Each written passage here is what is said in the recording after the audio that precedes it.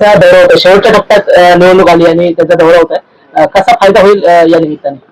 नाही 100% शिंदे साहेब जेव्हा जेव्हा जिल्ह्यात येतात त्यांच्या सभेचा फायदाच महायुतीला होतो आणि आज मोठ्या प्रमाणामध्ये तुम्हाला ही सभा मोठ्या उत्साहामध्ये पार पाडताना तुम्हाला दिसेल.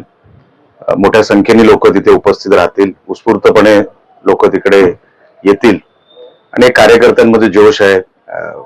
शिंदे साहेबांचं एक क्रेज आहे महाराष्ट्रामध्ये आणि नक्की त्या सगळ्या विषयांचा फायदा महायुतीच्या या सगळ्या उमेदवारांना होईल. जिल्हा परिषद पंचायत समितीला माझ्या मनामध्ये खात्री आहे.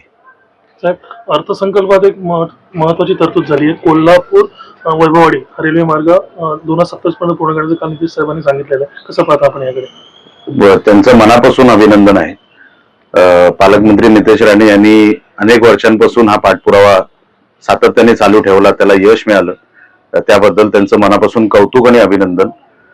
आता असे पॅरलल रस्ते माझ्या मतदारसंघातही 2 प्रस्तावित आहेत, सावंतवाडी मतदारसंघातही आहेत.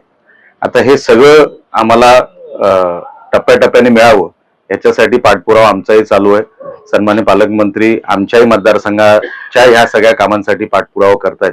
लवकरात लवकर या सगळ्या कामांना यश येईल. मागील वर्षभरात साहेब कुडाळ आणि मालवण मतदारसंघात रस्त्यांची कामं मोठ्या प्रमाणात झालेली आहेत. डांबरीकरण असेल, त्यांचं गटारीकरण असं झालेलं आहे. तुम्ही स्वतः आमदारात या वर्षभरात तुम्ही कसं पाहता?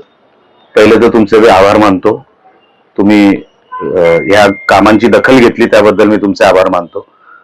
माझा जो काही निवडणुकीला शब्द होता किंवा जे मी कमिटमेंट लोकांना दिलं होतं की मागच्या 10 वर्षाचा जो बॅकलॉग आहे तो मला भरून काढायचा आहे आणि रस्त्यांचं जे जाळं आहे, रस्त्यांचा जो आराखडा आहे आणि विकास कामांचा जो काही बॅकलॉग आहे तो मला भरून काढायचा असल्यामुळे सातत्याने मंत्रालय स्तरावर पाठपुरावा जिल्ह्याच्या प्रशासनाबरोबर डीपीडीसी असेल, डीपीओ असतील, कलेक्टर असतील, त्यांच्यासोबत आमच्या मीटिंग आणि सर्व स्तरावर आम्हाला सकारात्मक प्रतिसाद मिळाल्यामुळे महायुतीचं सरकार पैशाने कुठेच कुठल्या आमदाराला कमी पडत नाही आणि मोठं योगदान सन्मान्य शिंदे साहेबांचं आहे, सन्मान्य फडणवीस साहेबांचं आहे. अजितदादा होते, अजितदादांनी खूप मोठ्या प्रमाणामध्ये पैसा मला दिला.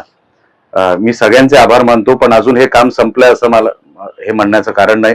अजून भरपूर कामं करायची आहेत. एका वर्षामध्ये जर आपण हे सगळं करू शकतो म्हणजे फार मोठी स्पेस अजून शिल्लक राहिलेली आहे, ती भरून काढायची आहे. ती येणाऱ्या 4 वर्षात मी भरून काढायचा 100% प्रयत्न करेन.